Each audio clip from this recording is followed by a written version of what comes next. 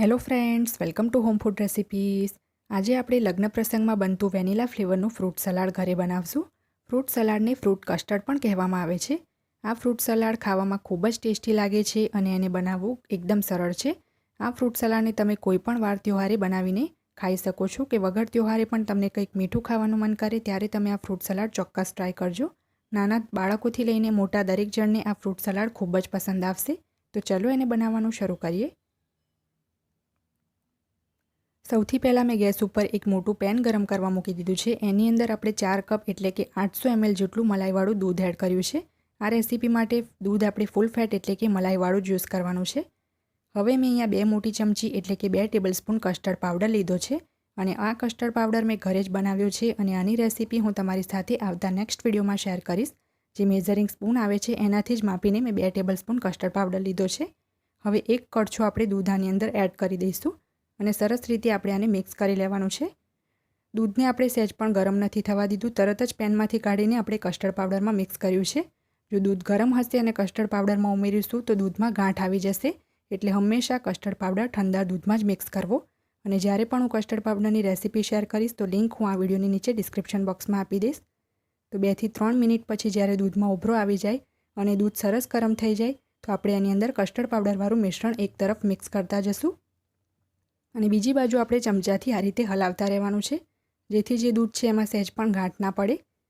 તો શરૂઆતમાં આપણે સતત હલાવતા રહીને 2 થી 3 મિનિટ માટે આને કૂક કરીશું. 2 થી 3 મિનિટ થઈ જાય એ પછી આપણે આની અંદર 70 ગ્રામ જેટલી ખાંડ ઉમેરવાની છે.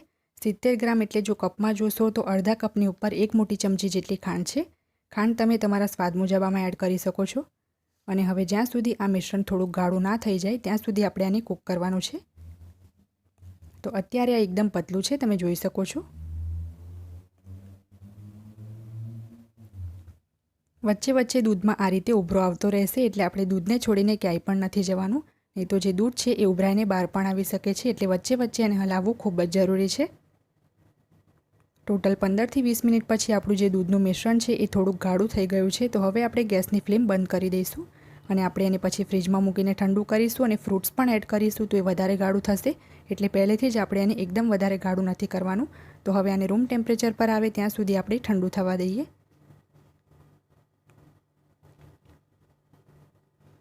આપણું જે દૂધનું મિશ્રણ છે એ હવે ખૂબ જ સરસ રીતે ઠંડુ થઈ ગયું છે અને ઠંડુ થયા પછી થોડુંક ગાઢું પણ થયું છે. તો હવે જે ફ્રૂટ્સ એડ કરવાના છે એ આપણે જોઈ લઈએ.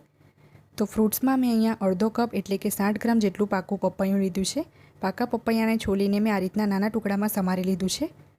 કાળી દ્રાક્ષ લીધી છે મેં 2 મોટી ચમચી, ગ્રામમાં 25 ગ્રામ છે. 1 મોટી ચમચી જેટલી ઝીણી સમારેલી બદામ લીધી છે. 1 મોટી ચમચી જેટલા ઝીણા સમારેલા કાજુ લીધા છે. 1 ચમચી મેં વેનીલા એસેન્સ લીધું છે. 1 મોટી ચમચી તૂટી ફૂટી લીધી છે. 1 મોટી સાઇઝનું ચીકુ લીધું છે ઝીણું સમારીને, ગ્રામમાં 50 ગ્રામ છે. 1 મોટી સાઇઝનું ઝીણું સમારેલું કેળું લીધું છે. લીલી દ્રાક્ષ લીધી છે 2 મોટી ચમચી, ગ્રામમાં 25 ગ્રામ છે. 30 ગ્રામ એટલે કે 1/4 કપ દાડમના દાણા લીધા છે. એક મીડિયમ સાઇઝનું સફરજન લીધું છે, ગ્રામમાં 60 ગ્રામ છે. બધા ફ્રૂટ્સમાંથી કોઈ પણ ફ્રૂટ્સ તમે સ્કીપ કરી શકો છો કે વધારે ઓછું લઈ શકો છો. હવે આપણું જે કસ્ટર્ડવાળું દૂધ હતું એને મેં એક ગળણીથી ગાળીને એક બાઉલમાં લઈ લીધું છે. જો તમે એને ગાળશો તો ફ્રૂટ સલાડનું જે ટેક્સચર છે એકદમ સ્મૂધ અને ક્રીમી આવશે. તો હવે આની અંદર 1 ચમચી આપણે વેનીલા એસેન્સ ઉમેર્યું છે. તમે આને વગર ગાળીએ પણ યુઝ કરી શકો છો. તો ઝીણી સમારેલી બદામ અને કાજુ પણ એડ કરી દઈશું.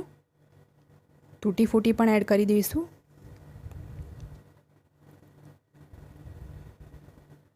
હવે આપણે આની અંદર બધા જ ફ્રૂટ્સ એડ કરવાના છે. તો થોડા થોડા હું પછીથી ગાર્નિશ માટે રહેવા દઈશ.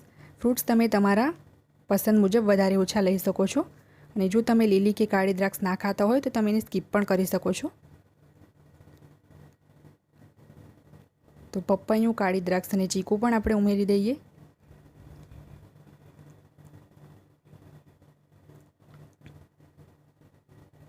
હવે આપણે બધું સરસ રીતે મિક્સ કરી લઈશું અને આ ફ્રૂટ સલાડ ખાવા પહેલાં તમારે એને 2 થી 3 કલાક માટે ફ્રીજમાં મૂકીને ઠંડો કરી દેવાનો છે. તો એ વધારે ગાઢો થશે અને આપણે એને ફ્રીજમાં અત્યારે મેં નથી મૂક્યો, એમ જ સર્વ કર્યો છે. અને એકદમ વધારે મેં એને ગાઢો પણ નથી રાખ્યો કારણ કે અમારા ઘરમાં આ જ રીતનું ફ્રૂટ સલાડ બધાને પસંદ છે. તો હવે આપણે આને ગાર્નિશ કરી લઈએ, જેથી તમે જો મહેમાનોને સર્વ કરશો તો એ વધારે સારો લાગે. તો ગાર્નિશ માટે મેં થોડા થોડા દાડમના દાણા એડ કર્યા છે. થોડી થોડી ઝીણી સમારેલી સ્ટ્રોબેરી અને કીવી પણ એડ કરી દઈએ. જો તમે ફ્રૂટ સલાડની અંદર સ્ટ્રોબેરી અને કીવી એડ કરવા માંગો તો પણ કરી શકો છો. થોડી થોડી આપણે કાળી દ્રાક્ષ મૂકી દઈએ. તો ફ્રેન્ડ્સ, આ આપણું વેનીલા ફ્લેવરનું ફ્રૂટ સલાડ બનીને તૈયાર છે. ગરમીઓમાં ઠંડુ ઠંડુ ફ્રૂટ સલાડ પીવાની મજા જ કંઈક ઓર હોય છે. તો તમે પણ આને ચોક્કસથી ટ્રાય કરજો. ઘરમાં બધાને ખૂબ જ પસંદ આવશે.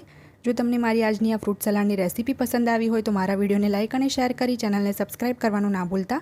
જો તમારે મારો આ જ વિડીયો હિન્દીમાં જોવો હોય તો એની પણ મેં લિંક નીચે ડિસ્ક્રિપ્શન બોક્સમાં આપી દીધી છે. તો મળીએ નેક્સ્ટ વિડીયોમાં. ત્યાં સુધી આવજો.